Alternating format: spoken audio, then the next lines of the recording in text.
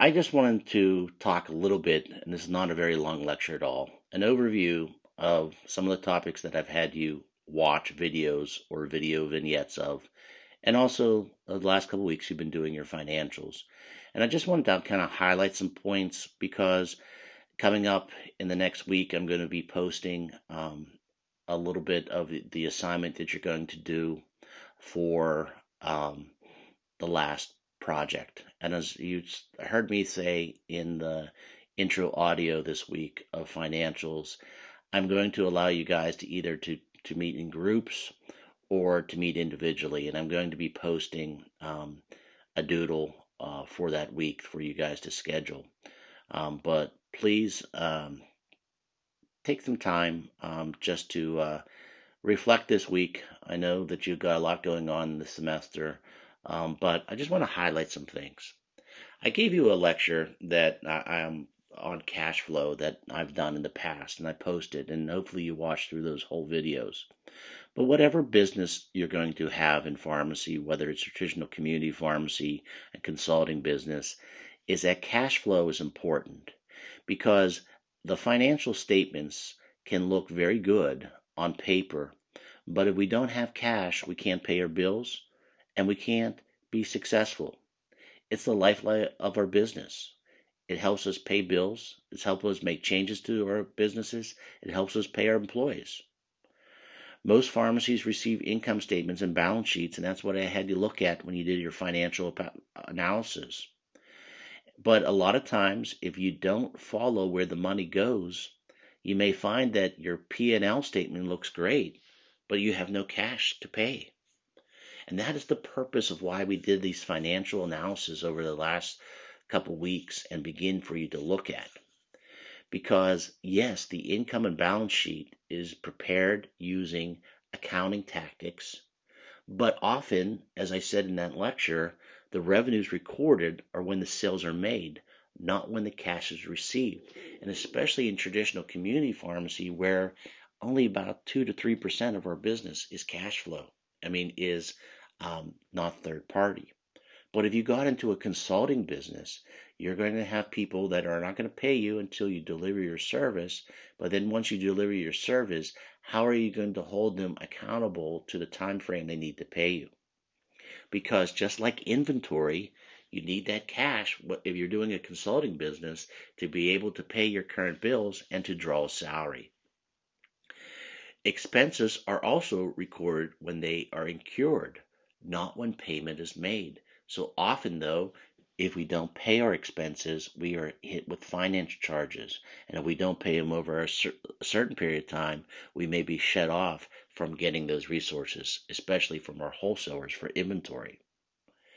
As I showed you with some of these problems with an income statement and balance sheet, if you look at this pharmacy, they have an accounts receivable would not be the same as the amount of cash taken during the year, especially if it's not all been paid. Merchandise sold is not the amount of when we look at cost of goods sold, and that's why we look at cost of goods sold, because merchandise sold is not the amount of cash spent on the inventory due to credit purchases and the extent of inventory increase or decrease. And so often we may get certain sales on inventory. We may have inventory that goes out of date so that we don't ever collect any cash for that. So there's so many different things that are changing in cost of goods. And the other thing is it does not represent, a P&L statement does not represent the amount of cash paid out due to credit purchases, and some cash expenses are non-cash. And so a lot of times we may be showing on our P&L examples of depreciation. So maybe we acquired a large technology such as robotics or some type of software system that we're allowed to depreciate over time. Also, too, we have activities that are occurring every day, such as collection of customer, maybe charge accounts, payment to suppliers for inventory, payment of wages, payment of taxes. And so cash flow is so important to understand. And hopefully, if you didn't get a chance to watch that video, you go back and look at it. But the balance sheet and the cash flow, balance sheet and income statement are the best representations of where our business is going. And that is why I had you look at those financial ratio exercises of solvency and profitability, all right, and efficiency, because a good owner, a good manager understands those. There's some basic principles I hope you took away from that lecture, that short-term uses are financed by short-term sources. Long-term uses are financed by long-term sources. Using long-term sources to finance short-term uses, it's like using a credit card to pay your rent or your groceries.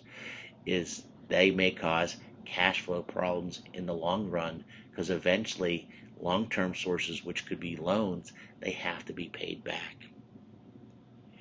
The best way in a traditional community pharmacy to improve cash flow is to increase our sales, to increase the gross margin of our sales, and to control our inventory.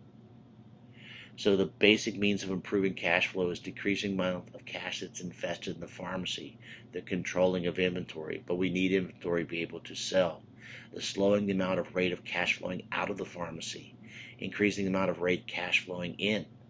If I'm a consulting business, the best way to control cash flow is making sure what I use for my resources to consult, my computers, my subscriptions, my utilities, I have those under control and using the best efficient way in terms of purchasing them. So the other key thing in cash flow is making sure that we are paying our bills on time to non-accrual finance charges, and making sure we're getting paid in a timely fashion from those who owe us money, whether it's patients, customers, or it is third-party insurances. So the best way is becoming an expert at controlling inventory, maintaining gross margin, investing idle cash, properly controlling accounts receivable, the time of purchase and payments, and minimizing operating expenses. Next semester, as you business plan, depending upon what type of business you have, we'll have discussions about that so you feel prepared someday when you own your own business. And I can provide additional videos and readings for you when needed.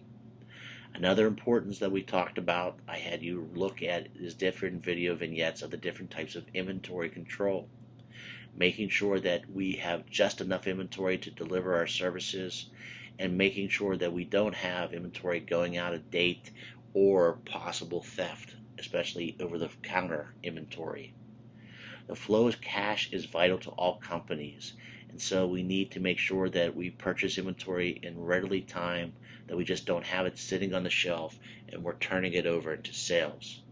And so this constant conversion of purchasing inventory, selling it, getting paid for that inventory is a constant cycle.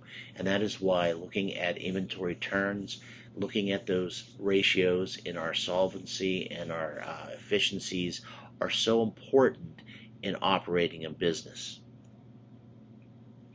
The other thing that's important, especially if I'm in the consulting business or even in my traditional community pharmacy business, that I'm purchasing product or I am charging the right amount for my services to cover my cost.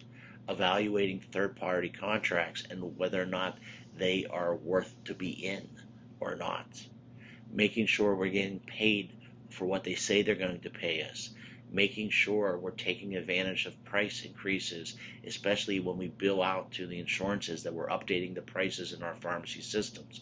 Making sure we're billing on time, and making sure we're monitoring that gross margin, because that gross margin is what covers our operating expenses, which then can lead to what our net margin of profitability is.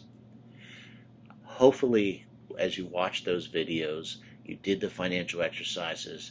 I'm not asking anybody by the end of the semester to be an expert at this, but to have a better appreciation of what it takes to run a business and to be part of a business. Thank you, and take care.